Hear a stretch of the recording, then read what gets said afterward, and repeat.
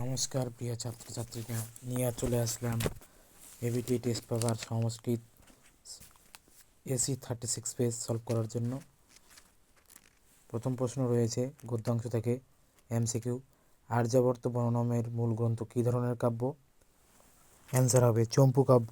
C পুষ্পতিকে Maheshwar বা শিব। বনগতা গুয়া নামে পাঠ্যাংশের উৎস কী? উত্তর হবে এ চোর চত্বরাংশী কথা। বলি পর্বর কটি গাথা ছিল? উত্তর হবে 3টি গাথা ছিল। পদ্যাংশ মম মতি রাস্তাং। মম বলতে কার কথা বলা হয়েছে? শঙ্করাচার্য। ভাগীরথী পদটিতে কোন বিভক্তি আছে? এটা প্রথমা বিভক্তি, কারণ ভাগীরথী মানে এখানে সম্বোধন করা বোঝানো হয়েছে, এই জন্য প্রথমা হবে। শ্রীমদ্ ভাগবত গীতা কোন গ্রন্থাংশ? মহাভারত। নমে পার্থাস্তি, পার্থকার নাম অর্জুন।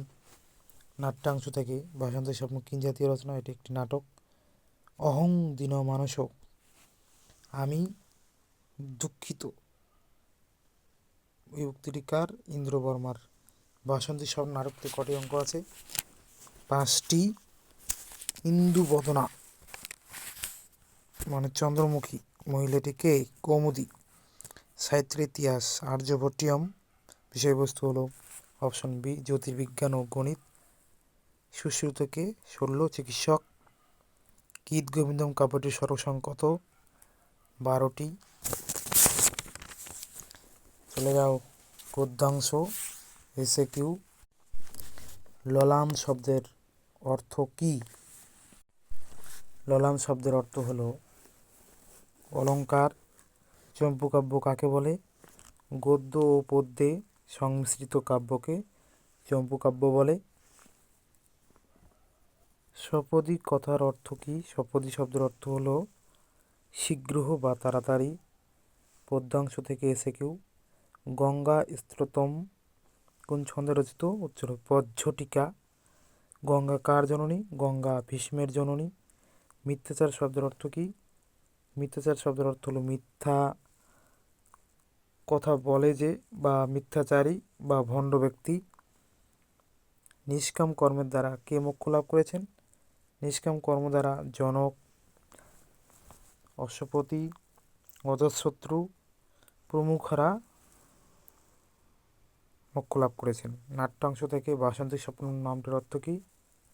বসন্তকালীন স্বপ্ন। নারিকা শব্দের অর্থ কী? ক্ষণকাল বা একদণ্ডকাল। কোথায় মৃদঙ্গ বাজছিল? নেপথ্যে।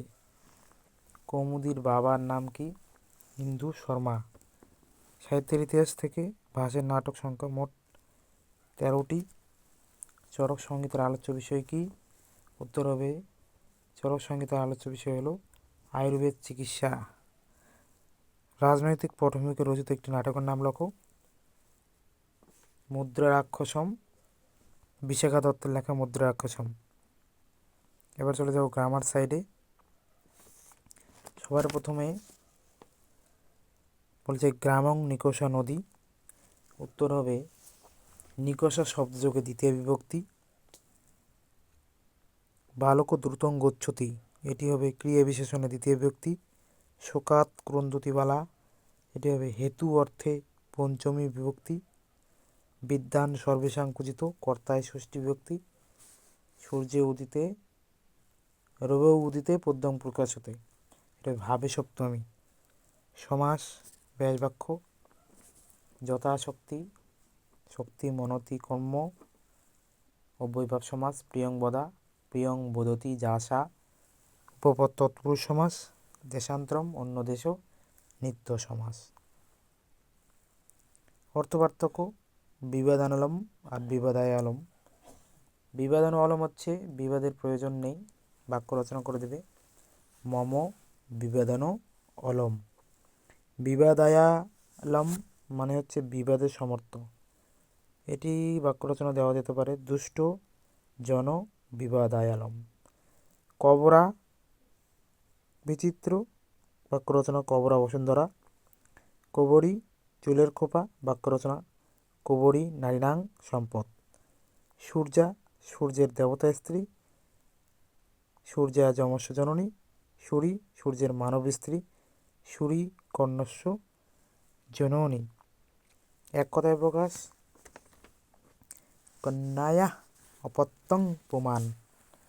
উত্তর হবে কানিন জায়াচ পতিশ্চ দম্পতি কলহং করোতি কলহায়তে ইন্দ্র দেবতা অশ্ব ঐন্দ্রম হন্তুমিচ্ছতি জিঘাংসন্তি।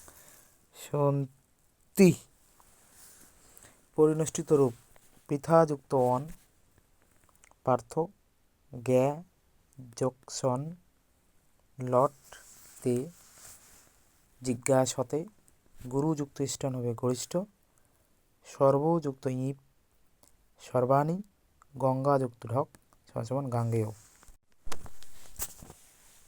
আজকে এই পর্যন্তই, দেখা হবে পরের ভিডিওতে। ততক্ষণে সবাই ভালো থাকবে। ভিডিওটি ভালো লাগলে অবশ্যই লাইক, শেয়ার এবং কমেন্ট করে দেবে।